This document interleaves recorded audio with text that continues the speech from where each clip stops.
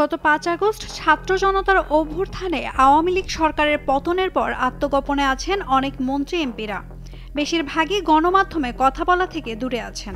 তবে সম্প্রতি ভারতীয় গণমাধ্যম ইন্ডিয়ান এক্সপ্রেসকে সাক্ষাৎকার দিয়েছেন সাবেক স্বরাষ্ট্রমন্ত্রী আসাদুজ্জামান খান কামাল।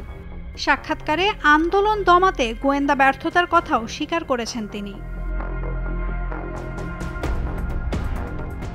দাবি করেন ৫ আগস্টের রাতে সেনাপ্রধান ও পুলিশ প্রধানের সঙ্গে প্রধানমন্ত্রীর বৈঠকের সাক্ষী আমি। সেনাপ্রধান প্রধানমন্ত্রীকে আশ্বস্ত করেছিলেন যে পরিস্থিতি সম্পূর্ণ নিয়ন্ত্রণে থাকবে এবং তার সুরক্ষার দায়িত্ব সেনাবাহিনী নেবে, কিন্তু শেষ পর্যন্ত যা ঘটেছে তা থেকে বোঝা যায় এটি পরিকল্পিত ষড়যন্ত্র ছিল। সাক্ষাৎকারে তিনি আরও বলেন, আমি ৭ আগস্ট বাড়ি ছেড়েছি।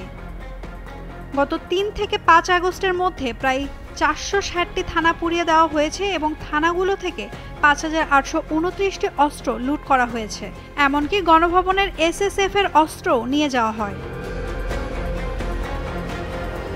সাবেক স্বরাষ্ট্রমন্ত্রী আরও বলেন, আমি একমত যে গোয়েন্দা সংস্থাগুলোর ব্যর্থতা ছিল, তবে এটি ইচ্ছাকৃত ছিল নাকি অনিচ্ছাকৃত তা বলা কঠিন।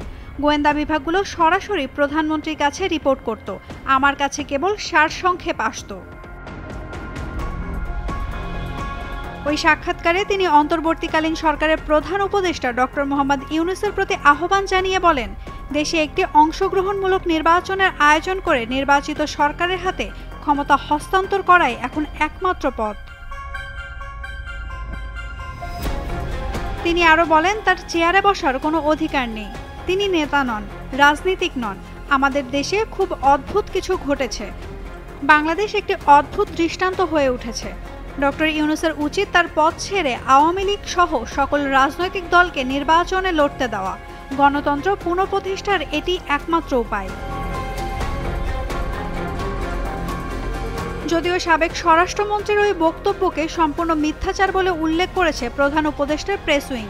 ২৪ জানুয়ারি রাতে এক বিবৃতিতে তারা জানায়, ইন্ডিয়ান এক্সপ্রেসে প্রকাশিত সাক্ষাৎকারটি মিথ্যা তথ্য এবং উদ্দেশ্যমূলক প্রচারণায় ভরপুর। এতে জাতিকে বিভ্রান্ত করার ষড়যন্ত্র স্পষ্ট। এতে আরও বলা হয়, ভারতে আত্মগোপনে থাকা স্বৈরাচারী শেখ হাসিনার ঘনিষ্ঠ সহযোগী সাবেক স্বরাষ্ট্রমন্ত্রী আসাদুজ্জামান খান কামাল জুলাই আগস্ট হত্যাকাণ্ডের অন্যতম হোতা। ইন্ডিয়ান এক্সপ্রেস তথ্য যাচাই না করেই তার মিথ্যাচার প্রচার করেছে। নাওমিন নাসরিন, ডেইলি সান।